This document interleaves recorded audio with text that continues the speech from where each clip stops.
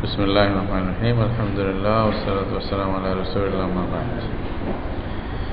الحمد لله نحمده ونستعينه ونستغفره ونعوذ بالله من شرور أنفسنا ومن سيئات أعمالنا من يهده الله فلا مضل له ومن يضلل فلا هادي له وأشهد أن لا إله إلا الله شهادة تكون للنجاة وسيلة ولرفع الدرجات كفيلة وأشهد أن محمدا عبده ورسوله الذي بعثه وطرق الإيمان قد عفت آثارها وخبت أنوارها ووهنت أركانها وجهل مكانها فشيد صلوات الله وسلامه عليه من معالمها ما عفا وشفى من الغليل في تأييد كلمة التوحيد من كان على شفا وأوضح سبيل الهداية لمن أراد أن يسلكها وأظهر كنوز السعادة لمن قصد أن يملكها إمام মিশকাতের মুসান্নিফ মানে এখানে দুইটা আছে কিতাব বলবে পরে আসিয়া তো মিশকাত যিনি লিখছেন আল্লামা তাবরিজি উনি যে খুতবাটা মানে ভূমিকা যেটা বলতেছেন শুরুতেই ওইটাতেই প্রথমে আল্লাহ রাব্বুল আলামিনের প্রশংসা যেটা করবেন এটার আগে বিসমিল্লাহির রহমানির রহিম বলে শুরু করছেন ওবিহি নাস্তাইন এটা বলে তো বিসমিল্লাহ বলে শুরু করা এটা হাদিসের মানে অর্ডার যে কোনো কিছু আপনারা শুরু করবেন বিসমিল্লাহ দিয়ে শুরু করেন তো বিসমিল্লাহ দিয়ে শুরু করার গুরুত্ব এবং ফজিলত অনেক বেশি এজন্য যে কোনো কিছু মুসলমানেরা যখন লিখে যখন বলে যখন কিছু করে যখন খায় সব কিছু বিসমিল্লাহ দিয়ে শুরু করে এটা একটা নিয়ম আর কি কোনো কোনো হাদিসে আছে যদিও বা হাদিসের ব্যাপারে মুহাদ্দিসিনদের অনেকের ঐক্যমত হলো হাদিসগুলো ঠিক আবার কিছু কিছু মুহাদ্দিসিনরা বলছেন যে হাদিসগুলোর মধ্যে সাধারণ দুর্বলতা থাকতে পারে তবে মুহাদ্দিসিনদের বড় একটি দল এবং জামাত হাদিসগুলোকে গ্রহণ করেছেন বিধায় ওইটার উপরে অনেকে আমল করে তো হাদিসটা হলো কুল্লু আমরিন দিবালিন লাম ইবদা ফি বিহাব্বি বিসমিল্লাহ ফাহুয়া আবতার এটা আপনারা শুনেছেন অনেকেই যে কোনো একটা গুরুত্বপূর্ণ কাজ যদি বিসমিল্লাহ দিয়ে শুরু করা না হয় তাহলে সেটি অসম্পূর্ণ থেকে যায় তো আবতার মানে আমাদের ভাষায় লেজ কাটা বলে আর কি আমরা কামটা লেজ কাটা হয়ে যায় বিসমিল্লাহ দিয়ে শুরু না করলে তো বিসমিল্লাহ দিয়ে শুরু করার গুরুত্ব আসলে অনেক বেশি এবং আসলে এটা রাসূলুল্লাহ সাল্লাল্লাহু আলাইহি ওয়াসাল্লাম এটা বলছেনও যে কোনো কাজের শুরুতে তুমি বিসমিল্লাহ বলবে হযরত আনাস রাদিয়াল্লাহু তাআলা আনহুকে খানার আদব শিক্ষা দিতে গিয়া উনি বলছেন যে ইয়া গোলাম সাম্মিল্লাহ হে ছেলে প্রথমে বিসমিল্লাহ বলবে ওয়াকুল বিয়ামিনিক ওয়াকুল মিম্মা ইয়ালিক ডান হাতে খাবে এবং তোমার পাশে যা আছে ওটা দিয়ে খাবে আরেকজন থেকে টানিয়া নিয়ে খাইও না অনেক সময় বড় পাত্রে একসাথে কয়েকজন বসলে 4-5 জন যে আমরা একসাথে খাওয়ার সময় বসি তো মনে করলেন যে আরেকজনের সামনে ভালো একটা গোশতের টুকরা আছে তো ফট করে ওটা নিয়ে খাই বললেন এটা একটা আদবের খেলা দেখতে কেমন লাগে যদিও এটা ভালো আপনার মন চাইলেও খাইলেন না উনি খাই ফেলবে এই জন্য আগে থেকে নিয়ে নিলেন রাসূলুল্লাহ সাল্লাল্লাহু আলাইহি ওয়াসাল্লাম বলছে এটা আদবের খেলা কুল মিম্মা ইয়ালিক তোমার কাছে যা আছে এটা দিয়ে খাও তো রাসূল কারীম সাল্লাল্লাহু আলাইহি ওয়াসাল্লাম এটা হাদিসের মধ্যে বলছেন যে যখন তোমরা সন্ধ্যা হবে দরজা বন্ধ করবে তখন বিসমিল্লাহ বলবে বিসমিল্লাহ যদি না বলো তাহলে তোমাদের ঘরের মধ্যে কোনো নিরাপত্তা থাকবে না অনিরাপত্তা আসতে পারে বলছে কেন ফাইন্না শাইতানা লা ইফতাহু বাবান উগলিকা বিসমিল্লাহ আও যুকিরা আলাইহি ইসমুল্লাহ যেই দরজা বিসমিল্লাহ বলে বন্ধ করা হয় সেই দরজা শয়তান বন্ধ মানে খুলতে পারে না এটা রাসূলুল্লাহ সাল্লাল্লাহু আলাইহি ওয়াসাল্লামের কথা সুতরাং শয়তান থেকে হেফাজত থাকতে হলে তোমাকে বিসমিল্লাহর অস্ত্র ব্যবহার করতে হবে বিসমিল্লাহ হাদিসের মধ্যে আছে রাসূলুল্লাহ সাল্লাল্লাহু আলাইহি ওয়াসাল্লাম বলতেছেন যে যখনই আপনি ঘরে ঢুকবেন তখন বিসমিল্লাহ বলে ঢুকবেন যদি বিসমিল্লাহ বলে না ঢুকো তাহলে হবে কি এই যে মানুষ যখন বিসমিল্লাহ বলে ঢুকে তখন শয়তান বলে যে এই ঘরে আজকে আমার ঠিকানা হবে না, রাত্রে মানে মানে মানে রাত্রে বাসস্থান করা মানে এখানে অবস্থান করার মতো সুযোগ থাকবে না। হ্যাঁ, এটা শয়তান নিজেদের সাথীদেরকে বলে দেয়। আর যখন খাওয়ার সময় প্রথমে বিসমিল্লাহ বলে, তখন শয়তান নিজের সাথীদেরকে বলে দেয় আজকে এই ঘরে খাওয়াও পাওয়া যাবে না, থাকারও ব্যবস্থা হবে না, খাওয়ারও ব্যবস্থা হবে না, সুতরাং তোমাদের আশা পূরণ হওয়ার মতো নয়, এই বিসমিল্লাহ বলছে এই জন্য। তো রাসূলুল্লাহ সাল্লাল্লাহু আলাইহি ওয়াসাল্লাম বলছে যখনই বের হতেন তখনও বিসমিল্লাহ বলতেন, যখন কিছু রাখতেন তখনও বিসমিল্লাহ। এমনকি যদি কোনো পাত্র রাত্রে ঘুমানোর আগে যদি মানে খোলা রাখতে হয়, ঢাকনা না থাকে, তো রাসূলুল্লাহ সাল্লাল্লাহু আলাইহি ওয়াসাল্লাম বলছে একটা লম্বা কোনো একটা কাঠির মতো কোনো একটা জিনিস উপরে দিবে, বিসমিল্লাহ বলবে, বিসমিল্লাহ বলে করে আল্লাহ হেফাজত করবে এটাকে।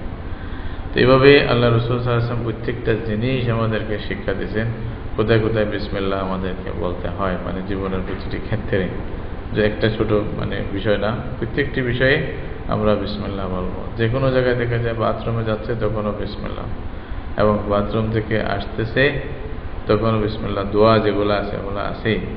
তারপরে খাওয়ার আগে বিসমিল্লাহ, এরপরে আলহামদুলিল্লাহ, একটা নিয়ম আছে।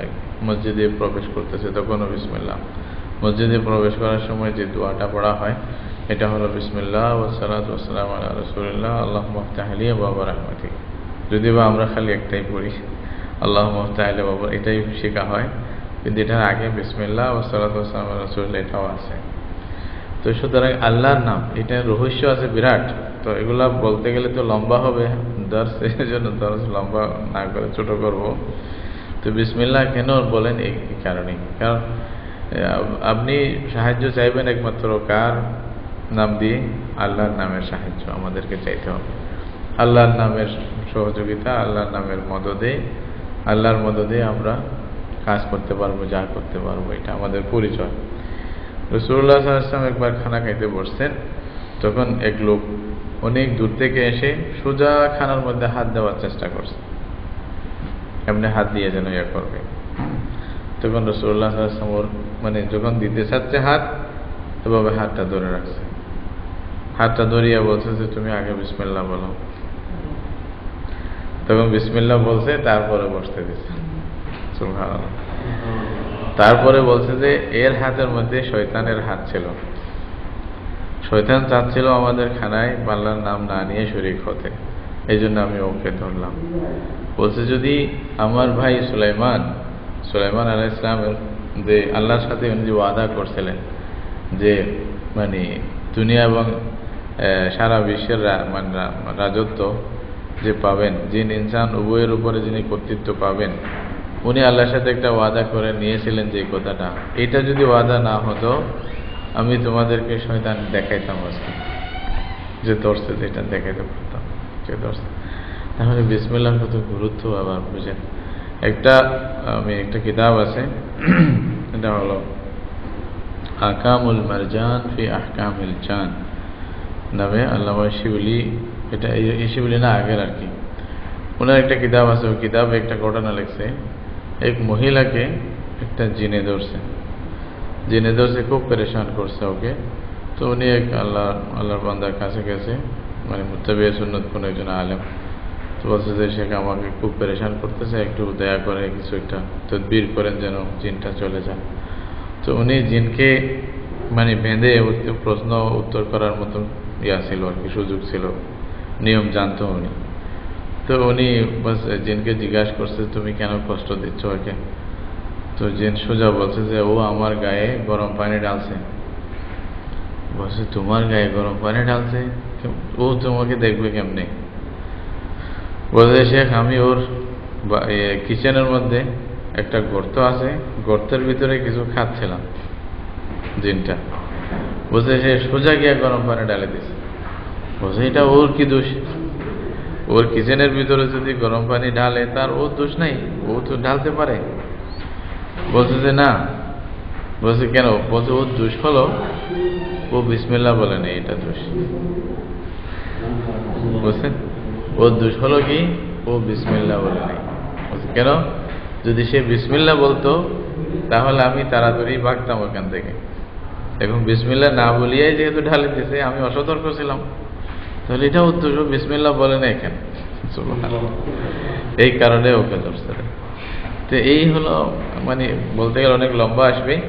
এই জন্য মুহাদ্দিসিন মুফাসসিরিন যারাই আছে তখন শুরুতে বিসমিল্লাহ বলে। অনেকে মুসলমানদের মধ্যে কেউ যদি শুরুতে বিসমিল্লাহ নাও লেখে, তাহলে আমরা ধারণা করব উনি অন্তত পড়ে নিছেন বিসমিল্লাহ বলা অথবা লেখা।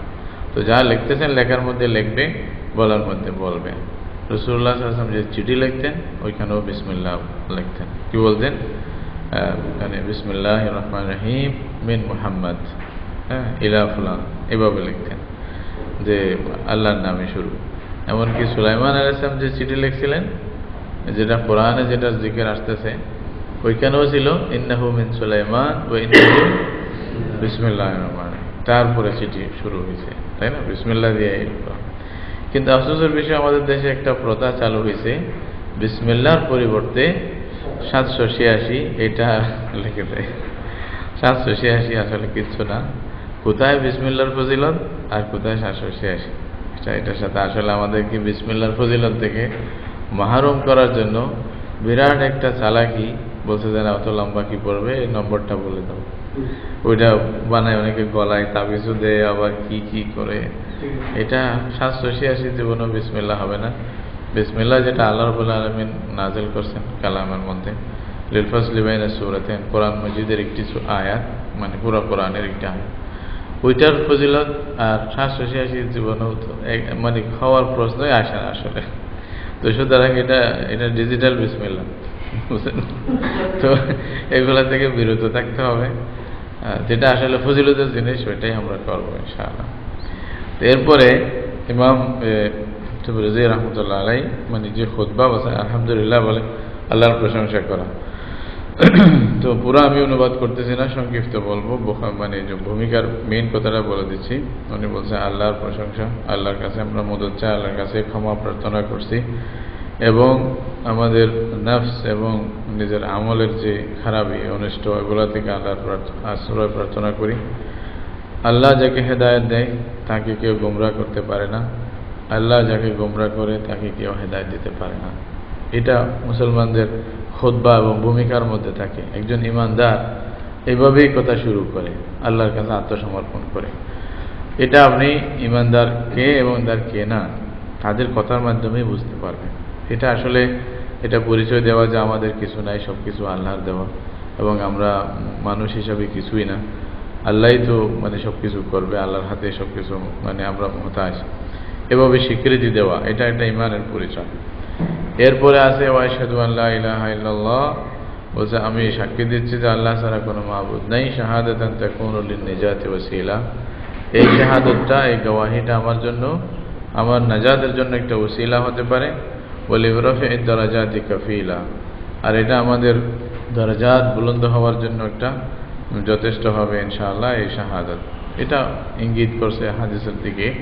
একটা হাদিসের মধ্যে আছে রাসূলুল্লাহ সাল্লাল্লাহু আলাইহি ওয়াসাল্লাম বলছেন যে এমন জমানা আসবে যখন ইমানের বিষয়সমূহ থেকে মানুষেরা কিছু জানবে না, চিনবে না। শুধু নামাজ কাকে বলে এটাও জানবে না, নামাজ পড়তেও জানবে না, নামাজ সম্পর্কে কোনো আইডিয়া থাকবে না মানুষের। হ্যাঁ, খালি লা ইলাহা ইল্লাল্লাহ এটা পড়তে জানবে, এটার অর্থটা হয়তো মানুষের মনে থাকবে, লা ইলাহা ইল্লাল্লাহ মুহাম্মাদুর রাসূলুল্লাহ এতটুকু জানবে। হযরত হুযায়ফা রাদিয়াল্লাহু তাআলা আনহু গালিবান উনি জিজ্ঞাসা করলেন, ইয়া রাসূলুল্লাহ, তাহলে এটা কি কোনো তাদের কাজে আসবে? এরকম খালি ইমান নাই, মানে নামাজও পড়তে জানে না, পড়তে পারবে না, তো এরকম ইমান তাদের কোনো কাজে আসবে? তো রাসূলুল্লাহ সাল্লাল্লাহু আলাইহি ওয়াসাল্লাম বলছেন, না, তুনজিহি মিনান নার। আল্লাহ রাসূল বললেন যে এটা জাহান্নাম থেকে তাদেরকে নাজাত দেবে। তাহলে এটা থেকে এরকম সেই হাদিস শেখ আলবানী এটাকে সহি বলছেন। তো এরকম ভাবে উনি ওইদিকে ইশারা ইঙ্গিত দিতে গিয়া এটাই বলছেন, ওয়ালিরাফি'id দারাজাতি কাফিলা তাকুনু লিন-নিজাতি ওয়াসিলা। এরপরে রাসূলুল্লাহ সাল্লাল্লাহু আলাইহি ওয়াসাল্লাম যে আমাদের রাসূল এটাও সাক্ষী দিচ্ছেন, ওয়াশহাদু আন্না মুহাম্মাদান আবদুহু ওয়া রাসূলুহু আল্লাযী বা'আথাহু ওয়া তুরুকুল ঈমান ক্বাদ আফাত আসারুহা। রাসূলুল্লাহ সাল্লাল্লাহু আলাইহি ওয়াসাল্লামকে যখন পাঠাইছিলেন তখনকার পরিবেশ কি ছিল, এটা উনি ভূমিকাতে সংক্ষিপ্ত কথা বলছেন যে ক্বাদ আফাত আসারুহা ওয়া খাবাত আনওয়ারুহা। ঈমানের যে কিছু মানে নিদর্শনা বলেছিল এগুলো সব প্রায় ধ্বংস হয়ে গেছে, শেষ হয়ে গেছে, এবং এই যে ঈমানের নূর একেবারে টিমটিমে নিভে গেছে এরকম। এবং ইমানের রুকন সহ দুর্বল হয়ে গেছে, এবং ইমান কোথায় থাকে যা কোনো পরিচয় নাই, এরকম জায়গাটাও কেউ চিনতেছে না। হয়তো অনেক দূরে একটা মানুষ থাকবে, এরকম করে অবস্থা কাহিল, মানে ইমান বলতে মানুষ জানতো না কিছু, সব কিছু ভুলে গেছিল। তখন রাসূলুল্লাহ সাল্লাল্লাহু আলাইহি ওয়াসাল্লাম নিজে ওই যা মিটে গেছিল, ইমানের যে সমস্ত নিদর্শন চলে গেছিল, ওইটাকে আবার খাড়া করছে কে? রাসূলুল্লাহ সাল্লাল্লাহু আলাইহি ওয়াসাল্লাম। একাই তো ছিল যে আল্লাহ বলছেন যে আপনি শুরু করেন প্রথমে, তাই না? তো একজন থেকেই শুরু হয় আসলে। এটা একটা কেউ মানে শেয়ারের মধ্যে বড় মানে সুন্দরভাবে বলছেন, মাই একিলাহি চালাতা জানেবে মঞ্জিল মগর, একাই মানে ভ্রমণ শুরু করলাম মানে মঞ্জিলের উদ্দেশ্যে, লোক আতে গে কারওয়া বনতা গেয়া। হইল কি, একজন একজন আসতে আসতে বিরাট দল হলো। এমন দল হবে কিয়ামতের দিন, আল্লাহ তাআলা মানে ভরসা করে রাসূলুল্লাহ সাল্লাল্লাহু আলাইহি ওয়াসাল্লাম এটাই বলছেন, কিয়ামতের দিন মানুষের 120 কাতার হবে। কয় কাতার? 120। 120-এর মধ্যে 80 কাতার হবে রাসূলুল্লাহ সাল্লাল্লাহু আলাইহি ওয়াসাল্লামের উম্মত। আল্লাহু আকবার। বাকি 40 কাতার সব নবীদের মিলে, অন্যান্য সব নবীদের মিলে 40। 80 কাতার হবে কার? রাসূলুল্লাহ সাল্লাল্লাহু আলাইহি ওয়াসাল্লাম। তাহলে কত বড় কাফেলা, তাই না? এই জন্য রাসূলুল্লাহ সাল্লাল্লাহু আলাইহি ওয়াসাল্লাম বলছেন যে তোমরা বিবাহ করার সময় যে মেয়ের বাচ্চা বেশি হয় এরকম দেখে বিয়ে করো। তাজাওয়াজুল ওয়াদুদ আল ওয়ালুদ, বলছে যে তোমাদেরকে বেশি ভালোবাসবে এবং যার বাচ্চা বেশি হবে ওরকম দেখে বিয়ে করো। এটা মানে কে গায়েব জানে নাকি, অবস্থা দেখে আর কি। ওর মা মানে বোন এদের মধ্যে অনেক বাচ্চা, এটা আন্দাজ আর কি। কেন? ফাইন্নী মুকাসিরুম বিকুম আল উমাম, বলছে আমি তোমাদের মাধ্যমেই, তোমাদের দ্বারা অন্যান্য উম্মতের উপর আমি গর্ব করতে পারবো যে আমার এতগুলি উম্মত আছে। এই হিসাবে 2-3টা বিয়ে করতে হয় নাকি বলেন? আচ্ছা, যদি সুযোগ থাকে আর কি, যদি অসুবিধা না হয়। আচ্ছা দেখেন, তারপরে বলছে তখন রাসূলুল্লাহ সাল্লাল্লাহু আলাইহি ওয়াসাল্লাম এটা ওয়াশাফা মিনাল গালিল ফি তাঈদ কালিমাত তাওহীদ মিন মান কানা আলা শাফা। আর রাসূলুল্লাহ সাল্লাল্লাহু আলাইহি ওয়াসাল্লাম তাওহীদের কলিমাকে মানুষের সামনে উঁচু করার জন্য, উঁচু করে দাঁড় করার জন্য উনি করছেন কি, একেবারে যারা মানে জাহান্নামের কিনারে গিয়ে উপস্থিত হয়ে গেছিলেন তাদেরকে উনি শেফা দান করছেন। তারা যে মানে তাদের যে ব্যাধি ছিল একেবারে জাহান্নামের কাছায় চলে গেছিল, ওখান থেকে রাসূলুল্লাহ সাল্লাল্লাহু আলাইহি ওয়াসাল্লাম তাদেরকে আল্লাহ রাব্বুল আলামিনের রহমতে এবং আল্লাহর ফজলে এবং আল্লাহর আদেশে ওদেরকে ওখান থেকে টানিয়ে নিয়ে আসছেন। কোরআনের মধ্যেও এটা আছে, ওয়া কুনতুম আলা শাফা হুফরাতিন মিনান নারি ফাআনকাযাকুম মিনহা, বলছে তোমরা একেবারে জাহান্নামের মানে গাড়ার মানে কর্নারে চলে আসছিলাম, এই যে পড়ে যাবে, ওইখান থেকে আল্লাহ তোমাদেরকে বাঁচাইছে। তাহলে আল্লাহর শুকরিয়া আদায় করবে না? এইটা বলছে। এরকম ভাবে রাসূলুল্লাহ সাল্লাল্লাহু আলাইহি ওয়াসাল্লাম একটা হাদিসের মধ্যে বলছে যে মনে করো কেউ একটা মানুষ আগুন জ্বালাইছে, ওইখানে বিভিন্ন ফড়িং ইত্যাদি এই যে মানে যে পতঙ্গ এগুলা গিয়া বারবার পড়তেছিল, আর কোনো একটা লোক চাচ্ছিল এগুলাকে খুব মানে বাধা দিতে, ওরা বাধা না মেনে ওইখানে বারবার পড়ে যাচ্ছিল। বলছে আমি তোমাদেরকে তোমাদের কোমরে ধরে জাহান্নাম থেকে বাঁচাইতে চাই, তোমরা বারবার জাহান্নামের দিকে আমার থেকে ছুটে গিয়ে জাহান্নামে পড়ার জন্য চেষ্টা করতেছো, এই অবস্থা আর কি। এটা রাসূলুল্লাহ বলেন। এরপরে বলতেছে রাসূলুল্লাহ সাল্লাল্লাহু আলাইহি ওয়াসাল্লাম হেদায়েতের রাস্তাকে স্পষ্ট করে বলছেন, লিমান আরাদা আন ইয়াসলুকাহা, যারা হেদায়েত চলতে চায় এবং যারা এই যে হেদায়েতের ভান্ডারের মালিক হতে চায় তাদের জন্য রাসূলুল্লাহ সাল্লাল্লাহু আলাইহি ওয়াসাল্লাম মানে সৌভাগ্যের ভান্ডারে যারা মালিক হতে চায় তাদের জন্য উনি ভান্ডারগুলো খুলে দিয়েছেন, স্পষ্ট করে বলেছেন যে সৌভাগ্য আসার একমাত্র ভান্ডার হলো ইসলাম, আল্লাহর কথা মানা, কোরআন মধ্যে চলা, এটার মধ্যে একমাত্র আছে, এর মধ্যে নাই। এরপরে আম্মা বা'দ ফাইন্না তামাসসুকা বিহাদিহি লা ইস্তাতিবু ইল্লা বিল ইফতিফা'i লিমা সাদারা মিন মিশকাতিহি ওয়াল ই'তিসাম বিহাবলিল্লাহ লা ইয়াতিমু ইল্লা বিবায়ানি কাশফিহি। যে এই যে রাসূলুল্লাহ সাল্লাল্লাহু আলাইহি ওয়াসাল্লামের তরিকা মতে চলা, ওনাকে মজবুতভাবে ধরা, এই জিনিসটা এটা হয় না যতক্ষণ পর্যন্ত রাসূলুল্লাহ সাল্লাল্লাহু আলাইহি ওয়াসাল্লামের সিনা মোবারক থেকে যেই কথাগুলো বের হয়েছে এগুলো অনুসরণ করা হবে না, এবং আল্লাহর যে রশি ওটাকে মজবুত করে যদি ধরা না হয় তাহলে এটা মানে আল্লাহর মানে এই যে রশি যেটা কোরআনের কথাগুলো স্পষ্ট যদি বলে দেওয়া না হয় তাহলে তামাসসুক বিহাদিন নবী এটা পুরোপুরি হওয়া অসম্ভব, এটা হবে না। সুতরাং রাসূলুল্লাহ সাল্লাল্লাহু আলাইহি ওয়াসাল্লামের অনুসরণ করার জন্য আমাদের দুইটা জিনিসই দরকার, একটা কোরআনের ব্যাখ্যারও দরকার এবং রাসূলুল্লাহ সাল্লাল্লাহু আলাইহি ওয়াসাল্লামের সিনা মুবারক থেকে যা বের হয়েছে ওগুলাকে ভালোভাবে অনুসরণ করা দরকার। এটা মানে হাদিস যা আছে এটাই কোরআনের ব্যাখ্যা। কোরআন মানে ইমাম শাফিঈ রাহমাতুল্লাহ আলাইহি বলতেছেন জামিউ মা তাকুলুহুল আইম্মা শারহুন লিসুন্নাহ ওয়া জামিউস সুন্নতি শারহুন লিল কোরআন। বলছে ইমামরা যা বলছে সবকিছু মিলে এটা হলো হাদিসের ব্যাখ্যা, আর রাসূলুল্লাহ সাল্লাল্লাহু আলাইহি ওয়াসাল্লামের সব হাদিস এটা হলো কোরআনের ব্যাখ্যা, কোরআনের তাফসীর। তাহলে সেই হিসাবে আমাদেরকে মানে কোরআন এবং হাদিস মেনে চলতে হবে।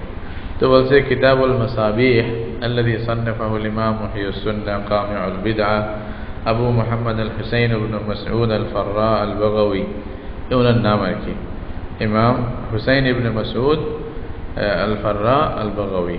আমরা সাধারণত ওনাকে ইমাম বাগাওয়ী নামে জানি। ইমাম বাগাওয়ী একটা কিতাব লিখছেন, এটার নাম হলো আল মাসাবিহ। এটার নাম হলো কি আল মাসাবিহ, মানে মাসাবিহ সুন্নাহ অথবা আল মাসাবিহ এই নাম লিখছেন। তো এই কিতাবটা উনি রাফা আল্লাহ দারাজাতাহু বলছে আজমা কিতাবিন সুন্নিফা ফি বাবি, এটা হলো খুব একটা এমন কিতাব ছিল যেটা অনেকগুলো বিষয়কে এখানে একত্রিত করে উনি বর্ণনা করেছেন। ওয়া আযবাতা লি শাওয়ারিদিল হাদিস ওয়া বিদআহা, হাদিসের মধ্যে যেগুলো এদিক সেদিক পড়ে রয়েছে বিভিন্ন কিতাবের সবগুলোকে জমা করে উনি একটা কিতাব লিখছেন।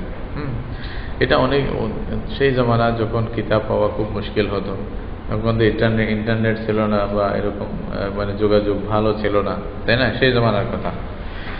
তো ওয়ালাম্মা সালাকা রাদিয়াল্লাহু আনহু তরিকাল ইখতিসার ওয়া হাদফাল আসানিদ, তো উনি কিতাব লেখার মধ্যে কি করছেন, ওই যে সংক্ষিপ্তভাবে লেখার মানে চেষ্টা করতে গিয়ে তো উনি ওই যে যেগুলা সনদ ছিল সনদ বলেন নাই, মানে সনদ লম্বা সনদগুলা আর কি আমায় অমুক থেকে শুনছি অমুক থেকে শুনছি এগুলা বলেন নাই।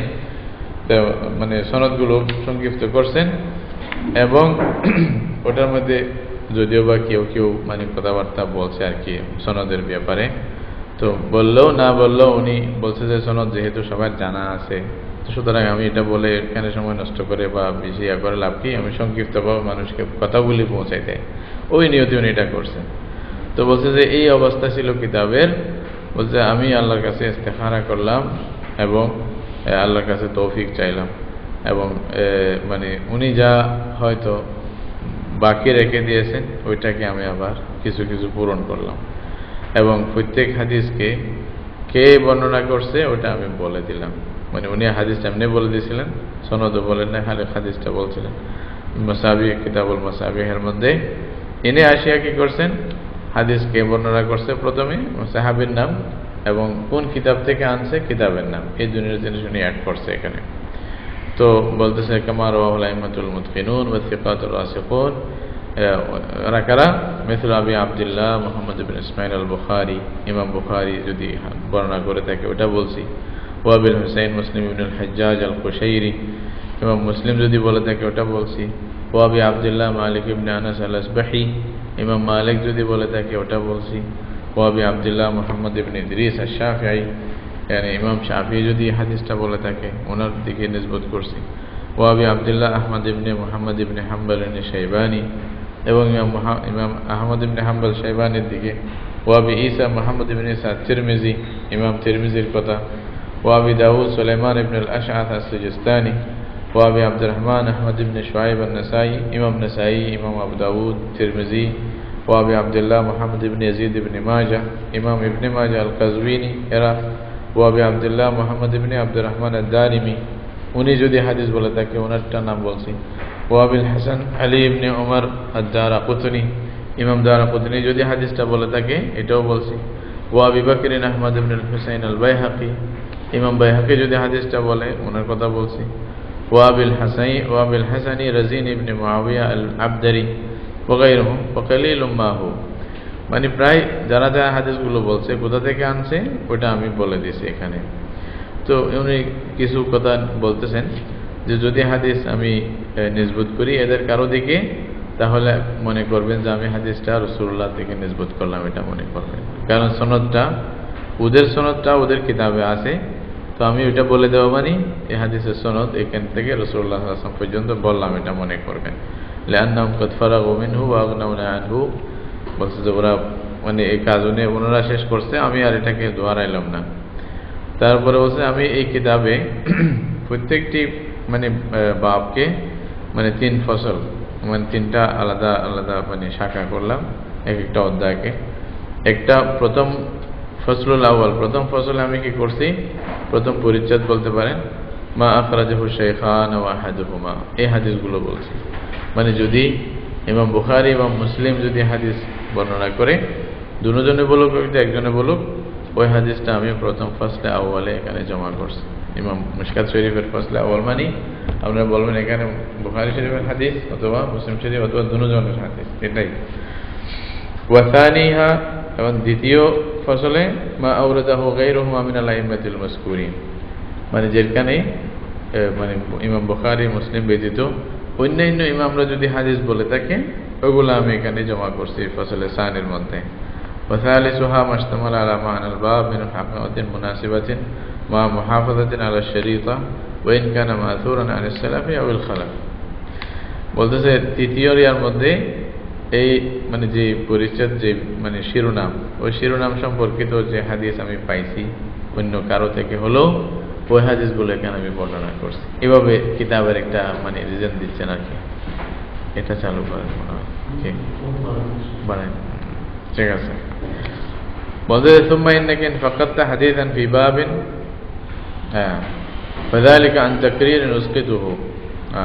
বলতে যদি কোনো হাদিসের মধ্যে কোনো একটা না পাও তাহলে মনে করবা যে এটা পুনরাবৃত্তি হয়েছে বিধায় আমি এটা বাদ দিয়ে দিয়েছি। একটা হাদিস একবার আসছে সুতরাং আবার আনার দরকার ছিল না বিধায় আনি নাই।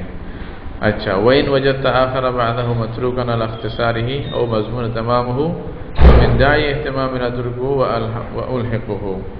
বলছে কোনো হাদিস যদি সংক্ষিপ্ত দেখো অথবা এটার সাথে মানে মানে কোনো একটা সংক্ষিপ্ত ওইটার সাথে পুরো মিলাই দিছি, এটা বিশেষ কারণে যেটা আমি মনে করছি যেটা দরকার এই জন্য আমি আনছি। তো এর বলে ওয়াইন আসারতা আলা ইখতিলাফিন ফিল ফাসলাইন মিন যিকরি غير الشيخين في الأول وذكرهما في الثاني فاعلم أني بعد تتبع كتابي الجمع بين الصحيحين للحميدي وجامع الأصول اعتمدت على صحيحي الشيخين ومتنيهما। কোথাও হয়তো দেখবে যে ফসলে আউয়ালে বুখারী ছাড়া অন্য হাদিস চলে আসছে, হয়তো ফসলে সানিয়াতে সালেসের মধ্যে বুখারী মুসলিমের হাদিস চলে আসছে, তাহলে মনে করবা যে বুখারী মুসলিমের হাদিসগুলো যারা জমা করছে তাদের কথা হিসাবে আমি অনুসরণ করে এভাবে করতে গিয়া এভাবে কিছু হতে পারে। বারহাল এটা কিতাব সম্পর্কে কি আছে এটা বলছেন আর কি। ওয়াইন রাআইতা ইখতিলাফান ফি নাফসিল হাদিস ফাযালিকা মিন তাশাউবি আত-তুরুকিল আহাদিস। সেকেন্ড, আর যদি আপনারা কোনো একটা হাদিসের মধ্যে কোনো একটা ইখতিলাফ দেখেন তাহলে বলতে হবে এটা হাদিসের মানে এই যে সূত্র ভিন্নতার কারণে লাগে অবস্থা, হ্যাঁ সূত্রের ভিন্নতার কারণে এরকম হয়েছে, এটা মানে দেখেন। তারপরে ولعلي ما اطلعت على تلك الرواية التي سلكها الشيخ رضي الله عنه وقليلا ما تجد أقول ما وجدت هذه الرواية في كتب الأصول أو وجدت خلافا فيها। কোথাও এরকম বলবো ইমাম মানে যে তাবরিজি যা লিখছেন ওটার মধ্যেই, তাবরিজি না ওই যে মানে ইমাম বগাবী যা লিখছেন ওটার মধ্যে হয়তো উনি যা বলছেন এটা আমি পাই নাই, যার কারণে হয়তো আমি এরকম বলছি, এটা পাবে। ফাইদা ওয়াকাফতা আলাইহি ফানসুবিল কুসুর ইলাইয়া লিকিল্লাতিদ দিরায়া। আদব দেখেন, কোথাও যদি এরকম পাও যে আমি বলছি যে এই হাদিসটা ইমাম লেখলেও আমি পাই নাই অথবা এটার কোনো হাদিস আমার কাছে নাই, এরকম যদি বলি তাহলে মনে করবা যে এটা ওনার দোষ না, এটা আমার দোষ। সুবহানাল্লাহ, মানে আমি পাই নাই, এটা আমার এলম কম ছিল বেদা আমি পাই নাই, উনি হয়তো লেখছেন কোথাও থেকে। এটা বড় আদব আসলে। আপনি মানে অল্প দুই একটা পড়ে যদি মনে করেন যে আপনি সবচেয়ে বড় আলেম, কেউ নাই, বা সব আমি জেনে ফেলছি, এটা মারাত্মক দোষ। এটা মানুষকে অনেক দূরে নিয়ে যায় এবং ধ্বংস করে দেয়। এটাকে অহংকার বলতেছে আর কি। এই জন্য মুহাদ্দিসিনদের মধ্যে যারা সহি আলেম, তাদের এটা নিয়ম যে দেখা যায়, ওরা বলবে না যে নাই, এটা বলবে না, এটা এখানে কোনো হাদিসেই নেই, এটা বলবেন না। ওরা বলবেন যে ভাই আমি পাই নাই। দুটো কথার মধ্যে আসমান জমিনে পার্থক্য, তাই না? যে হ্যাঁ ভাই আমি তো পাই নাই বা আমি শুনি নাই, এটা ওকে। আপনি না শুনতে পারেন, থাকতে পারে, আপনি না পাইতে পারেন, থাকতে পারে, কিন্তু আপনি এই দাবি করেন যে এই মর্মে কোনো হাদিসেই নেই, তাহলে এটা তো এমন দাবি হলো আমি সব দেখছি নাই, এটা আমি জানি, এরকম হলো। কিন্তু বড় বড় মুহাদ্দিসিন যারা হাফিজুল হাদিস ছিলেন, হাদিসের বড় বড় মানে কি বলেন, পাহাড় বলতে হবে, হ্যাঁ না, এলমের আর কি, হাদিসের এলমের, এরা পর্যন্ত গিয়া মানে আদব রক্ষা করে বলছেন যে আমি পাই নাই, এই কথা বলতেন। আচ্ছা, তো বলতেছেন লা ইলা জানাবি শাইখ রাফাআল্লাহু কদরাহু ফিদ দারাইন হাশা লিল্লাহ মিন যালিক রাহিমাল্লাহু মান ইযা ওয়াকাফা আলা যালিকা নাব্বাহানা আলাইহি ওয়া আরশাদানা তারিকাস সাওয়াব। এখানে বলতেছে কেউ যদি এরকম কিতাবের মধ্যে কিছু পেয়ে থাকে যা আমি করতে পারিনি, তাহলে আমাদেরকে জানাই দিও। তো উনি তো কবে চলে গেছে, কত তাওয়াজু এবং আদব দেখেন এদের মধ্যে। তো বলতে বলা মা রুজুদান ফিত তানকির ওয়া তাফতিশ বিকদরিল ওয়াসি ওয়াত তাকা, বলতে আমি বহস করার ব্যাপারে, হাদিস তালাশ করার ব্যাপারে আমি আমার মানে সাধ্য মতো করছি, আমি কোনো মেহনত মানে কোথাও ছাড়িনি, যা সম্ভব আমি করছি, যেটা সম্ভব। ওয়ানাকাল তো দারিকিল ইখতিলাফ কামা ওয়াজাদতু, যেভাবে পাইছি সেভাবেই বলছি। ওমা আশারা ইলাইহি রাদিয়াল্লাহু আনহু মিন গরীবিন আও যায়ীফিন আও গায়রিহিমা বায়ানতু ওয়াজহাহু গালিবান। কোথাও কোথাও যদি উনি ইমাম মানে বগাবী যদি বলে থাকেন যে হাদিসটা গরীব, এটা যায়ীফ বা ইত্যাদি সহিহ ইত্যাদি যদি বলে থাকেন, ওইটাও আমি বলার চেষ্টা করছি কি কারণে বললেন। ওমা লাম ইউশির ইলাইহি মিম্মা ফিল উসুল ফাকাদ কাফাইতু ফি তারকিহি। আর উসুলের মধ্যে আছে কিতাব, উনি বলেন নাই এটা সহিহ যায়ীফ ইত্যাদি বলেন নাই, বলছে আমিও ওনার অনুসরণ করে এগুলো আর বলি নাই, বাদ দিয়ে দিয়েছি। হ্যাঁ, কিছু কিছু জায়গায় হয়তো কোনো কারণে বলতে হয়েছে। ওরুব্বামা তাজিদু মাওয়াদিআ মুহমালা, বলছে কোথাও দেখবে যে একেবারে কিছু নাই, হয়তো জায়গা বা বলছি কিছু নাই, হাদিস টাদিস নাই, এটা ওয়াযালিকা হাইসু লাম আত্তালি আলা রাওয়িহি ফাতারাকতুল বায়াদা। হয়তো আমি মানে এই হাদিসের রাবি কে ছিল এটা আমার জানা ছিল না, ওইটা আমি পাই নাই, যার কারণে আমি ওখানে মানে সাদায় রেখে দিয়েছি, কিছু লেখার ছিল না বিধায় আমি পাই নাই, কি লিখবো। এটা আমানত, আসলে এটা হলো সবচেয়ে বড় আমানত।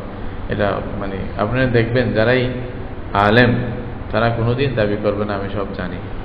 সব জানি যে দাবি করে, আমি কত বড় আলেম যে দাবি করে, সে আসলে অত মৃত্যুক আর তোকে আলমের ধরা সব পায় নাই, এটাই বলতে হবে। আমাদের দেশ বলছেন যে খালি গড়া হলে একটু নড়াচড়া বেশি করে, কলসি যদি খালি হয় খুব নড়াচড়া করে, আর যদি পানি ভর্তি থাকে এটা বেশি নড়বে না, চুপচাপ। আল্লাহু আকবার। আর সবচেয়ে বড় কথা হলো বড় বড় ইমাম যেখানে বলতেছেন আমরা জানি না, লা আদরি।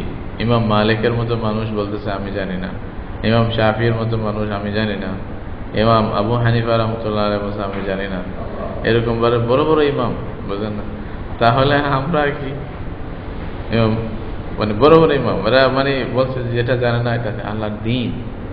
বরঞ্চ আপনি অবাক হবেন, আবু বকর সিদ্দিক রাদিয়াল্লাহু তাআলা আনহু এক আয়াতের ব্যাপারে যখন জিজ্ঞাসা করছে, আয়াতের একটা অর্থ, উনি কি এরকম হাজারটা অর্থ বলতে পারতেন না? ওনার তো আরবি ভাষা জ্ঞান ছিল, মানে ওহীর জ্ঞান ছিল, রাসূল সাল্লাল্লাহু আলাইহি ওয়াসাল্লামের সবচেয়ে বড় সবচেয়ে বেশি প্রিয় সাহাবী, তাই না? এবং সবচেয়ে বেশি ইহসান ওনার ছিল রাসূল সাল্লাল্লাহু আলাইহি ওয়াসাল্লামের উপরে, এবং কি রাসূল সাল্লাল্লাহু আলাইহি ওয়াসাল্লাম এটা স্বীকার করে গেছেন, বলে গেছেন আমি দুনিয়ার মধ্যে সবার ইহসানের বদলা দিয়ে দিছি ইল্লা আবু বকর। বলছে আবু বকরের বদলা দেওয়া সম্ভব হয় নাই, আল্লাহ তাকে বদলা দেবে কিয়ামতের দিন। বুঝছেন? এই কথাটা রাসূল সাল্লাল্লাহু আলাইহি ওয়াসাল্লাম স্পষ্ট বলছেন, যার ব্যাপারে আবু বকর সিদ্দিক, এবং যার ব্যাপারে রাসূলুল্লাহ সাল্লাল্লাহু আলাইহি ওয়াসাল্লাম স্পষ্ট বলছেন যে আবু বকর ফিল জান্নাহ, আবু বকর কোথায়? জান্নাতে থাকবে। সেই রকম আবু বকর সিদ্দিকের মানে ব্যাপারে কথা আছে যে উনি বলতেছেন উনি বলতেছেন কি, বলছে আইয়ু সামাইন তুকিল্লুনি ওয়া আইয়ু আরদিন তুজিল, আইয়ু সামাইন তুজিল্লুনি ওয়া আইয়ু আরদিন তুকিল্লুনি লাউ কুলতু ফি কিতাবিল্লাহি মা লা আ'লাম। আবু বকর সিদ্দিক রাদিয়াল্লাহু আনহু বলতেছেন, আল্লাহর কিতাব সম্পর্কে আমি যা জানি না তা যদি বলি, কোন আসমান আমাকে ছায়া দিবে, কোন জমিন আমাকে উঠায় রাখবে। আল্লাহু আকবার। তাহলে দায়িত্বের বিষয়, এটা হলো দায়িত্বের বিষয় এবং আদবের বিষয়। এলম এটার কোনো শেষ নেই, এটা শেষ পর্যন্ত আল্লাহর কাছে গিয়া হয়। এজন্য আল্লাহ একেবারেই বলে দিয়েছেন এলম নিয়ে গর্ব করার মতো কোনো সুযোগ নাই। এজন্য প্রথমেই কি বলছে, ওফাউকা কুল্লি যী ইলমিন আলিম, মনে করবা তোমার উপরে আরো আছে, তোমার উপর আরো আছে, কি জানো তুমি, কিছুই জানো না। এটা আল্লাহ এমন দাবি করে বলছে যে কোরআনের ব্যাখ্যা যদি তোমরা সারা জিন ইনসান সবাই মিলে সমুদ্রের কালি যদি পানি যদি কালি বানাও এবং গাছপালা এগুলোকে কলম বানাও, সবাই মিলে লিখতে থাকো, তোমরা শেষ হবে, আমার কালামের ব্যাখ্যা শেষ হবে না। এটাই এলম, এটা এলম, এটা এলমের ভান্ডার আল্লাহর কাছে, তাই না? শুধু এই জন্য আল্লাহর নবী মুসা আলাইহিস সালাম কত বড় নবী ছিলেন, জলিলুল কদর পয়গম্বর। উনি খালি একটা কথা এটা বলেছিলেন যে এটা আল্লাহর কাছে ধরার মতো ছিল আর কি। এমনি তো আব্বাহু আমাদের জন্য ঠিক হয়েছিল, যখন জিজ্ঞাসা করছে যে মান আলামুন নাস, মানুষের মধ্যে সবচেয়ে বড় আলেম কে? স্বাভাবিক, নবীর চেয়ে বড় আলেম কেউ হতে পারে না। নবী তো যে জমানার নবী, উনি সবচেয়ে বড় আলেম। তো কিন্তু উনি এভাবে না বলে, আল্লাহর দিকে রুজু না করে কথা এটাকে ফট করে বলে দিয়েছে কথা বলার ব্যাপারে, বলছে আনা আলামুন নাস, এটা বলে দিয়েছে। ভরসা তো আল্লাহর উপরেই ছিল, বলছে আমি সবচেয়ে বড় আলেম, এটা বলছে। তখন আল্লাহ তাআলা এটাকে ধরছে, বলছে যে মুসা এভাবে বলা উচিত হয়নি, আপনি এভাবে কেন বললেন? ঠিক আছে, আমি আলম দিছি আপনাকে, আপনি বড় আলেম, কিন্তু এইভাবে বলবেন না। তখন আল্লাহ বলছে যে আপনার চেয়ে বড় একজন বড় আলেম আছে, আমার বান্দা মজমাউল বাহরাইন, যান ওইখানে গিয়ে শিখে আসেন। আল্লাহু আকবার। মুসা আসলাম তো চলছে রওনা, কি করবে এই এখন তো এই কে উনি, পরে মজমাউল বাহরাইনে গেছে, সূরা কাহফের মধ্যে এটার বিরাট বর্ণনা আছে, লম্বা করে।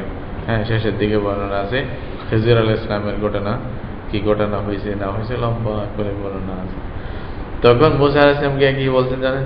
এটা ছিল মুসা আলাইহিস সালামের কাছে আদব ছিল আগে থেকেই, কিন্তু তখন ওটা হয়তো খেয়াল করে নাই। এত অনেক বড় মানুষের এরকম হতে পারে, ছোটখাটো বিষয় হয়তো খেয়াল করেন এটা, কিন্তু আল্লাহ তাআলা ধরছে এটা নবীদেরকে কামেল মুকাম্মল শিক্ষা দেওয়ার উদ্দেশ্যে, নবীদের মধ্যে কোনো রকমের যেন ইয়া না থাকে, পুরোপুরি পরিপূর্ণতা কামালিয়াত যেন আসে। এই হিসেবে আল্লাহ তাআলা বলছে না, এটা আপনার জন্য উচিত না, আপনি কেন বলবেন, এরকম ভাবে বলছেন আর কি। তো উনি গিয়া যখন এই জিজ্ঞাসা করতেছে হাল তুআল্লিমুনি মিম্মা উল্লিমতা রুশদা, এটা বলছে। তো বলছে যে আপনি সবর করতে পারবেন না, তো সাতাজিদুনি ইনশাআল্লাহ সাবিরান ওয়ালা আসি লাকা আমরা।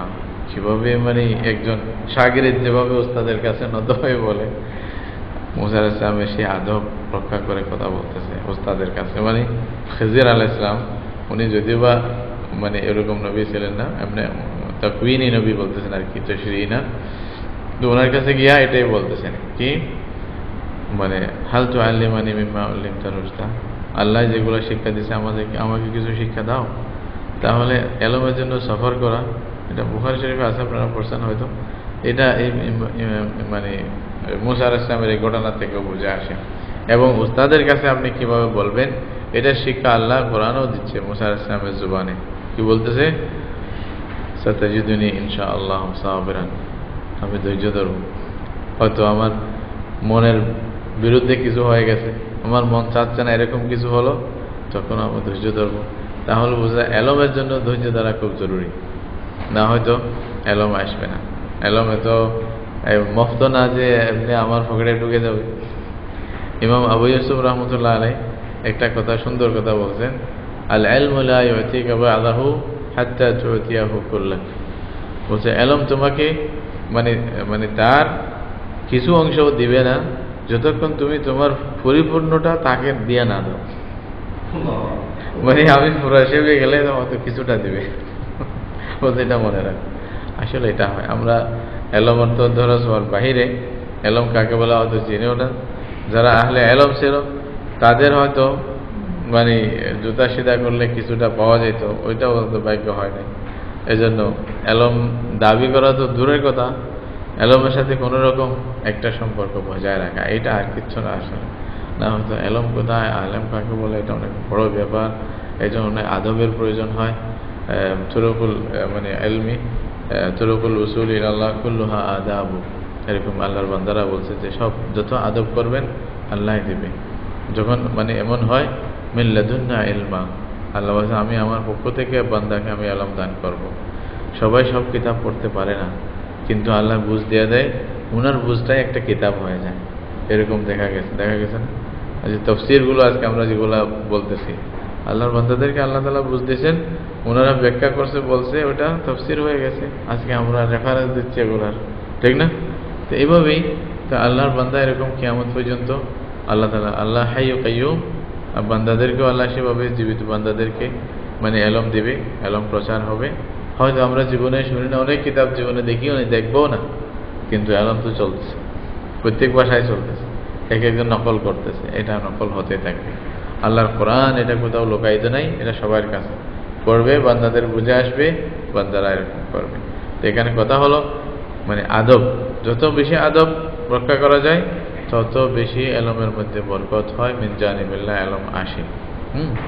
এই জন্য বলছে হার গুজা ফস্তিস্ত আব আজারবত, যেখানে জমিন নিচে হবে পানি ওইখানে গড়ায় যাবে, আর জমি যদি একটু উঁচা হয়, আমি কম নাকি? আমার সনদের ইয়া দেখছো, আমার ওর যে আমার সনদ কি কম? আরে সনদ মনদ এগুলা দিয়ে কি করবা আল্লাহর বান্দা? এলম কিছু আছে কিনা ওইটা তো দেখো আগে। সনদ থাকলে হয় না, মনদ থাকতে হয়, একটা কথা না? মনদ থাকতে হয়। আর এলম এটা কোনো সনদ দিয়ে ক্রয় করা যায় না, এটা এরকম কোনো বিষয় না। আপনি এই যে 12 বছর পড়লে আলেম হয়ে যাবেন, এটা কোনো নিশ্চিত জরুরি নয়। জি, কেনাও পাওয়া যায়। এটা কি বেহুদা? এলম এটা একটা জীবিত জিনিস, এটা আল্লাহর সাথে সম্পর্ক, এটা আল্লাহ থেকে আসে, আল্লাহ না দিলে পায় না কেউ, তাই না? আর অনেক সময় আদব না থাকলে এলম পাইয়াও কাজ হয় না, তাই না? শয়তান কি কম আলেম ছিল? শয়তানকে মুআল্লিমুল মালায়েকা বলা হতো, যে ফেরেশতাদের শিক্ষক, এরকম বলা হতো, কিন্তু কাজে আসে নাই আদব না থাকার কারণে। তাহলে এলম দ্বারা ফায়দা হবে কখন? যখন এটাকে আদবের মাধ্যমে, আখলাকের মাধ্যমে আপনি এটাকে প্রচার করবেন এবং গ্রহণ করবেন এবং অন্যের কাছে পৌঁছাবেন। এটা এজন্য যারা বড় আলেম তারা বেশি আদব এবং আখলাক বলা হয়, এবং ওনার মধ্যে আখলাক আপনি অবাক হয়ে যাবেন, কিরকম আখলাক মানুষের প্রতি, মানুষকে এই যে তুচ্ছ হওয়া থেকে বাঁচানোর জন্য তারা কত চেষ্টা করে। এটা যত আলেম এলম বেশি হবে তত বেশি ধৈর্য বাড়বে, তত বেশি গভীরতা আসবে তাদের মধ্যে, কথার মধ্যে, প্রত্যেক কিছুর মধ্যে। এটা আপনারা অনুভব করতে পারবেন যে হ্যাঁ এই লোকটা অবশ্যই আলেম, ওনার মধ্যে গভীরতা আছে, ফট করে কিছু বলবে না। একটা কাহিনী বলি ছোট্ট করে। যখন একজন আলেম ছিল, বড় মুফতি আর কি, ওনার কাছে কেউ একজন মহিলা আসছে ফতোয়া নিতে। তো মহিলাটা ফতোয়া নিতে আসছে, তো আলেম মুফতি সাহেব বসছে এখানে, মহিলা হয়তো সামনে বসবে, তারপরে হুজুরকে জিজ্ঞাসা করবে আর কি, হুজুরকে জিজ্ঞাসা করবে যে মানে কি। তো ওই সময় হয়েছে কি, একটা মহিলা আরো ছিল, হয়তো আশেপাশে মহিলারা আরো ছিল ওনার সাথে। তো হুজুর মানে মুফতি সাহেব বসছেন, তো মহিলাটা যখন বসতেছিল তখন একটু মানে আওয়াজের সাথে ওনার বাতকর্ম হয়েছে আর কি, মানে গ্যাস বাইর হয়েছে, যে আওয়াজ হয়েছে। এখন একটু মেয়ে মানুষ, এত মানে এরকম একটা মজলিসের মধ্যে যদি আওয়াজ বের হয়, এরকম একটা কাজ হয়, তাহলে লজ্জা, মানে মহিলাটা তো মানে মরে গেছে, যেন মানে দফন হয়ে যাবে, এরকম অবস্থা। তো হুজুরে জানে যে মানে হুজুর তো মানে সব শুনছে, কিন্তু দেখেন একজন আলেমের দায়িত্ব কি, একজন মহিলাকে কিভাবে উনি শরম লজ্জা থেকে বাঁচাইছেন। তো যখন মহিলা বসছে, তো হুজুর বলতেছে,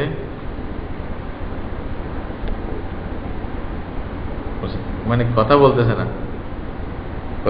না। তো হুজুর এমন ভান করলেন যেন উনি কিছু শুনেন না, ইশারায় ওকে বললেন যে তুমি কি বলতে চাও লিখে দাও, আমি শুনি না। আল্লাহু আকবার। মহিলার অন্তরে আবার চাঁদ ফিরে হয়েছে, যাক উনি শুনে নেই, আল্লাহ বাঁচাইছে, অথচ শুনছে। এটাই আদব। খালি এলম হইলে তো হবে না ভাই, এটাই আদব, এটাই আখলাক। এলম হলে মানুষ এটা এগুলোই শিক্ষা দেয়, তাই না? অবাক, আসলে অবাক লাগার কথা না এরকম। সুবহানাল্লাহ। আমরা হলো তো হাসি মস্কারি করে মহিলাকে ওখানে কবর দিয়ে দিতাম, জানতাম যা হয়েছে আরো মানে। কিন্তু একজন আলেমের দায়িত্ব দেখেন কিভাবে, সুবহানাল্লাহ। যখন এই ঘটনাটা পড়ি আমার অবাক লাগে, আল্লাহ তাআলা তাদেরকে কি বুঝদান করছিল আলেমের কারণে। হ্যাঁ, তো এটা বলতেছিলাম আর কি, ইমাম মানে তাবরিজি রহমতুল্লাহ আলাইহি মিশকাত শরীফের মুসান্নিফ, উনি কিভাবে কথা বলতেছেন, বলছে আপনারা যদি জানতে পারেন আমাদের জানাবেন, যে কিছু দোষ হলে এটা আমার দোষ, উস্তাদের দোষ না, এইভাবে স্বীকার করে প্রত্যেকটা কথা বলতেছেন। বলছে ভাই না আসার তো আলাই পাউল হ্যাপু হবিহি, বলছে আমি আমার জীবনে যদি তোমাদের এরকম কোনো সংশোধনী পাই, আমি এটা কিতাবের মধ্যে অ্যাড করে দেব। এটা একজন রাইটার, এটা এগুলো বলা দরকার আসলে। মানুষ এটাই তো স্বীকারোক্তি যে আমার কিতাব ভুল হতে পারে। তো বলছে ওয়াসাম্মাইতুল কিতাব আবি মিশকাতুল মাসাবিহ, আমি এই কিতাবের নাম মিশকাতুল মাসাবিহ করে রাখলাম। ওয়াসআলুল্লাহ তাআলা التوفيق والإعانة والهداية والصيانة وتيسير ما أقصده وأن ينفعني في الحياة وبعد الممات وجميع المسلمين والمسلمات. حسبي الله ونعم الوكيل ولا حول ولا قوة إلا بالله العزيز الحكيم। এটা বলে আল্লাহর কাছে দোয়া করলেন যে আল্লাহ যেন মানে হেফাজত করে, আল্লাহ যেন মদত করে, হেদায়েত দেয়, এবং যা আমাদের উদ্দেশ্য এটা আল্লাহ আসান করে দেয়, এবং এই কিতাবের দ্বারা আমাদেরকে জীবনে এবং পরের জীবনে যেন আল্লাহ ফায়দা দেয়। সমস্ত মুসলমান মুসলিমা, মহিলা নারী পুরুষ সবাইকে যেন আল্লাহ ফায়দা দেয়। আল্লাহ আমাদের জন্য যথেষ্ট। এইভাবে বলে প্রথম কিতাবের শুরুতে যে হাদিসটা দিয়ে শুরু করতেছেন, এটা হলো عن عمر بن الخطاب رضي الله عنه قال قال رسول الله صلى الله عليه وسلم إنما الأعمال بالنيات وإنما لكل امرئ ما نوى فمن كانت هجرته إلى الله ورسوله فهجرته إلى الله ورسوله ومن كانت هجرته إلى دنيا يصيبها أو امرأة يتزوجها فهجرته إلى ما هاجر إليه متفق عليه। متفق عليه মানে ইমাম বুখারী ইমাম মুসলিম দুজনের হাদিসটা বর্ণনা করছেন। এই প্রথম হাদিস এবং ওমর ইবনুল খাত্তাব রাদিয়াল্লাহু তাআলা আনহু থেকে যে হাদিসটা বলছেন, এই হাদিসটার মানে আমি এমনি অনুবাদ করে দিচ্ছি, কিছু ব্যাখ্যা ইনশাআল্লাহ পরের দরসে আল্লাহ যদি তৌফিক দেয়, নিয়মিত যখন আসবেন পরের দরসে হবে। এটা অনেক মানে গুরুত্বপূর্ণ একটা হাদিস। এই হাদিসের গুরুত্ব এবং এটার ব্যাখ্যা, ওলামায়ে কেরাম কি বলছে, এটা থেকে আমাদের উদ্দেশ্য কি, এগুলো ইনশাআল্লাহ পরে বলবো। তো এমনি হাদিসের অর্থ হলো, ওমর ইবনুল খাত্তাব রাদিয়াল্লাহু তাআলা আনহু বললেন, রাসূলুল্লাহ সাল্লাল্লাহু আলাইহি ওয়াসাল্লাম বলতেছেন, ইন্নামাল আমালু বিন্নিয়াত, সমস্ত আমল নিয়তের উপরে নির্ভর করে। এই যে বলবেন মানে আমল, আপনার নিয়ত ভালো হলে তাহলেই আমল ভালো হবে। আমলের উপরে আপনি কি প্রতিদান পাবেন নাকি শাস্তি পাবেন, এটা কিসের উপরে নির্ভর করে? নিয়তের উপর নির্ভর করে। তো সুতরাং নিয়তে মানে মেন গুরুত্ব বিষয়, নিয়তকে প্রথমে ঠিক করতে হবে, নিয়তকে খালাস করতে হবে, নিয়তকে মানে নিয়তের মধ্যে ইখলাস আনতে হবে, শুধু আল্লাহর জন্য আমি করব। তো ভালো নিয়ত যদি হয় তাহলে আমাদের সব কাজগুলি ভালো হবে। তো ভালো যদি নিয়ত হয় আমাদের কাজগুলি ভালো হবে, আর যদি নিয়তটা খারাপ হয় তাহলে আমাদের কাজগুলিও খারাপ হবে, তাই না? তো এটাই তো এখানে ওয়াইন্নামা লিমরি ইম্মা নাওয়া, রাসূলুল্লাহ সাল্লাল্লাহু আলাইহি ওয়াসাল্লাম বলতেছেন সমস্ত আমল নিয়তের উপরে নির্ভর, এবং প্রত্যেক ব্যক্তি তাই পাবে যা সে নিয়ত করবে। অর্থাৎ নিয়ত হিসাবে আমার নিয়ত যা ছিল সেই হিসাবে পাবো, নিয়ত না থাকে পাবো না। এগুলোর ব্যাখ্যা অনেকটা লম্বা আছে। ফামান কানাত হিজরাতুহু ইলাল্লাহি ওয়া রাসূলিহি, রাসূলুল্লাহ সাল্লাল্লাহু আলাইহি ওয়াসাল্লাম এটা আম কথা বলার পরে একটা মানে মিসাল দিচ্ছেন, যার হিজরত আল্লাহ এবং আল্লাহর রাসূলের দিকে হবে, ফাহিজরাতুহু ইলাল্লাহি ওয়া রাসূলিহি, তাহলে আল্লাহ এবং আল্লাহর রাসূলের দিকে হিজরত হবে। এটা নিয়ত যদি করেন তখন হিজরতের সময় ছিল। এবং হাদিসটা এইভাবে কেন বললেন, এই মিসালটা কেন দিলেন, ওগুলো পরে আসবে, বলবো ইনশাআল্লাহ।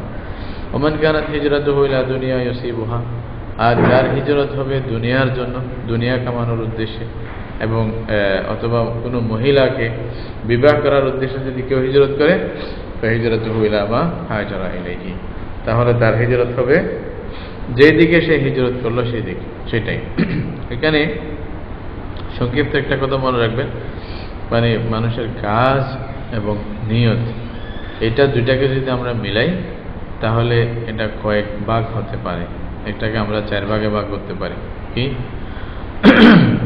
দুটোটা নিয়ত এবং আমল, এটার সমন্বয়ে ভালো এবং খারাপ, এটাকে যদি মিলাই তাহলে 4 ভাগ হয়। কেমন? নিয়তও ভালো, কাজও ভালো হতে পারে না? আরেকটা হতে পারে নিয়তও খারাপ, কাজও খারাপ, দুইটা না? একটা হতে নিয়ত ভালো, কাজ খারাপ। আরেকটা হতে পারে কাজ ভালো, নিয়ত খারাপ। এই 4-এর বাইরে তো যাবে না, ঠিক না?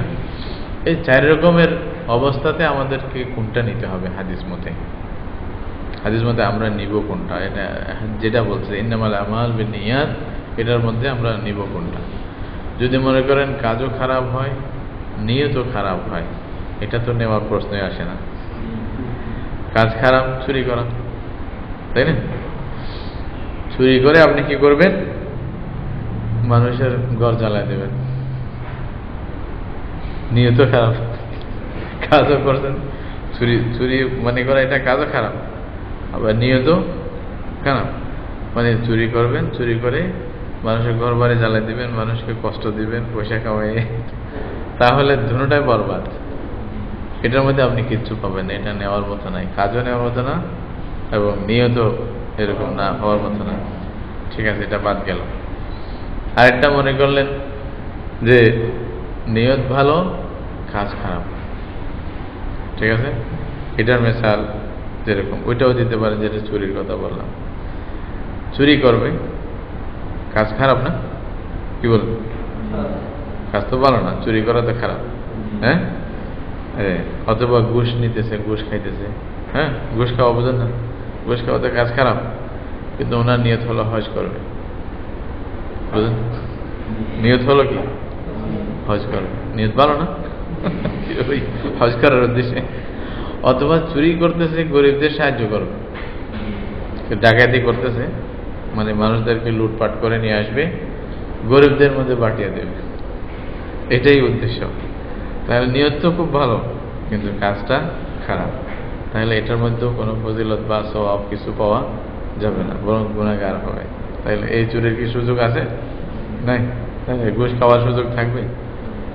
তো সুতরাং আপনাকে কাজও ভালো হইতে হবে, নিয়তও ভালো হইতে হবে।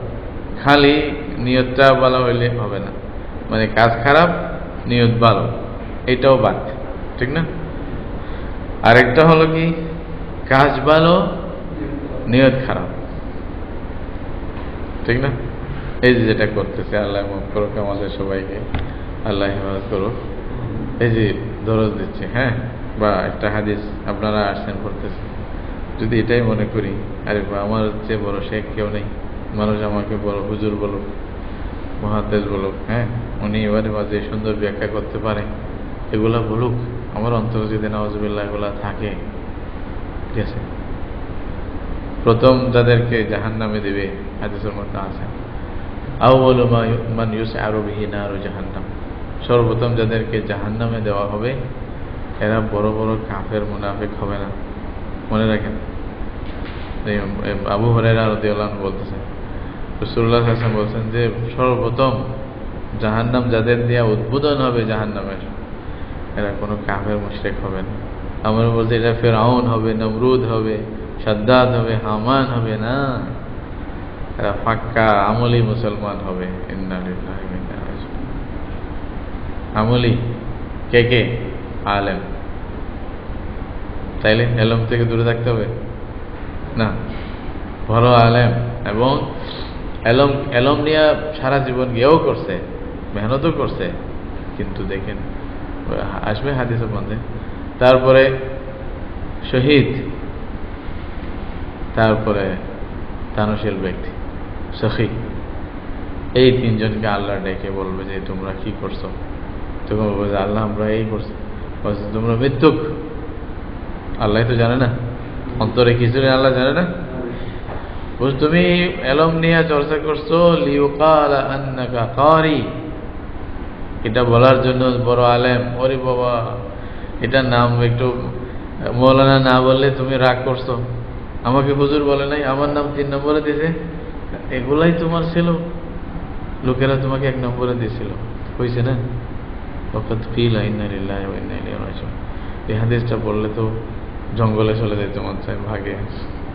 কিন্তু অন্যান্য হাদিসগুলো দেখলে কি করবেন? আসল কথা হলো আল্লাহর কাছে চাওয়া যে আল্লাহ যেন এগুলোর মধ্যে আমাদেরকে না রাখে। এখান থেকে এরকম রিয়াকারী, মানুষকে দেখানোর উদ্দেশ্যে কাজ করা, হ্যাঁ, এই নিয়তের মধ্যে বুঝামিল রেখে কাজ করা, এগুলো থেকে আল্লাহ যেন হেফাজত করে।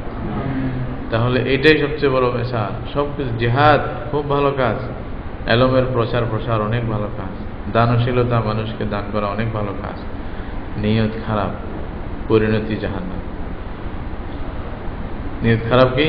মানুষ আমাকে বড় দানশীল বলুক, মানুষ আমাকে বড় মুজাহিদ বলুক, একজন একেবারে সেনা নায়ক, এই সেই, আরে বাবাই, আল্লামা কামকাম, আল্লামাতুদ্দাহার, খোলাসাতুল আসার, কি লাগাইছ, বরবাদ ধ্বংস। এটাই তো নষ্ট করে দেবে মানুষকে এটাই নষ্ট করে দেবে। রাসূলুল্লাহ সাল্লাল্লাহু আলাইহি ওয়াসাল্লাম কি বলছেন? যে আমাকে বেশি উপর উঠাইও না, আল্লাহ যা বলছে তাই বলো, তোমরা আমাকে এর চেয়ে বেশি উঠাইতে পারবে না। আল্লাহ তোমার যেটা দিছে না, আমি যা আছি এটাই ভালো আছি, একেবারে উপর উঠে আসা দেওয়ার চেষ্টা করিও না। তো এইখানেই দেখেন, এইটাও একটা নিয়ম। যদি কাজ ভালো হয় কিন্তু নিয়ত খারাপ, এটা একেবারে ধ্বংস। মানুষ যেন নিজের পায়ে নিজে কুড়াল মারল, নষ্ট করে দিল, সবকিছু বরবাদ করে দিল। এজন্য খুব হুঁশিয়ার যারা বেশি কাজ করে, বেশি দ্বীনের কাজ করে, কথা যারা ইসলামী লাইনের, ইসলামী রাজনীতির কাজ করে, অথবা ইসলামী আন্দোলনের কাজ করে, দাওয়াতের কাজ করে, জিহাদের কাজ করে, যেভাবেই এলমের তাহকিকের কাজ করে, সবাইয়ের ব্যাপারে সবাইকে খুব সতর্ক থাকতে হবে। আল্লাহ না করুক আমাদেরকে এটা জন্য আনা। সাহাবায়ে কেরামের জীবনে এগুলার আমরা নিদর্শন পাই যে এখলাস কিরকম ছিল তাদের মধ্যে, কিরকম এখলাস ছিল। আমি অনেকবার বলছি আপনাদেরকে, হযরত খালিদ ইবনুল ওয়ালিদ রাদিয়াল্লাহু তাআলা আনহুকে, ওনার যেদিকে যায় খালেদের জয় জয়কার, আকাশ পাতাল সব খালেদ এরকম অবস্থা। সাইফুল্লাহ, এই সময় হযরত ওমর বলতেছে, খালেদকে আমি সেনা প্রধানের দায়িত্ব থেকে অব্যাহতি দিলাম। অন্য কে হলে তো তুফান হয়ে যেত। হ্যাঁ, খালেদের কপালে একটা ভাঁজ পড়ে নাই বলতেছে, আছে ভাঁজ পড়ে নাই। তো খুশি বলছে যে আলহামদুলিল্লাহ। আমি দায়িত্ব মুক্ত হইলাম, এখন আরামে কাজ করতে পারবো। আগে তো বড় দায়িত্ব ছিল, এখন আমি সিপাহী হিসাবে, একজন মুসলিম সিপাহী হিসাবে আমি কাজ করতে পারবো, আরো খুশি। তুমি আমার ভাই আবু উবাইদা রাদিয়াল্লাহু তাআলা বলছে কোনো অসুবিধা নেই। বলছে আমি জিহাদ যে করতেছি দ্বীনের জন্য, যে লড়তেছি, এটা ওমরকে রাজি করার জন্য না, এটা আল্লাহকে রাজি করার জন্য। আল্লাহ যদি রাজি হয়, খাল্লি ওয়াল্লি ওমর রাজি হোক না রাজি হোক, আমার কি লাভ? আল্লাহু আকবার। এটাই হলো কথা। এখানে আসলে বিরাট সবক নেওয়ার আছে। তো সংক্ষিপ্ত কথা বললাম। তাহলে 3 ধরনের যে নিয়ত আমলের সংযোগ, এটা আমরা নিতে পারি না, এটাকে দূরে থাকতে হবে। নিয়ত খারাপ, কাজও খারাপ, বাদ দিতে হবে। এবং কাজ খারাপ, নিয়ত ভালো, এটাও বাদ দিতে হবে। কাজ ভালো, নিয়ত খারাপ, এটাও বাদ দিতে হবে। 3টা বাদ। তাহলে থাকবেই একটাই, ওইটা কি? কাজও ভালো, নিয়ত ভালো। তাহলে শুধু কাজ করলে হবে না, কাজের মধ্যে যে নিয়ত, এটার মধ্যে ইখলাস থাকতে হবে। হ্যাঁ, তারপরে এই কাজ আপনার মধ্যে ফলপ্রসূ হবে। ওইটাই রাসূলুল্লাহ সাল্লাল্লাহু আলাইহি ওয়াসাল্লাম, ইন্নামাল আমাল বিন্নিয়াত, তোমাদের নিয়তের উপরে নির্ভর করবে সওয়াব পাবে কিনা, এই আজানের সওয়াব তুমি পাবে কিনা, কেরাতের সওয়াব পাবে কিনা, যা পড়তেছো এটা সওয়াব পাবে কিনা, এটা তোমার নিয়তের উপর নির্ভর করে। 1 লাখ দিনার দিছো, সওয়াব হবে কিনা, এটা তোমার নিয়তের উপরে নির্ভর করে। আল্লাহু আকবার, আল্লাহু আকবার। হয়তো একজনে 1 দিনার দিয়ে জান্নাত কামায় ফেলবে, আর হয়তো কেউ 1 কোটি দিনার দিয়ে জাহান্নামে যাবে। এটা একমাত্র কিসের কারণে? আল্লাহ তাআলা আমাদেরকে তৌফিক দান করুক রাসূলুল্লাহ সাল্লাল্লাহু আলাইহি ওয়াসাল্লামের হাদিস বোঝার জন্য। সামনে ইনশাআল্লাহ হাদিসের সংক্ষিপ্ত ব্যাখ্যা আরো করব, আল্লাহ যদি তৌফিক দেয়। ওয়া আখিরু দাওয়ানা আলহামদুলিল্লাহ। জাযাকুমুল্লাহু খাইরান। কারো কিছু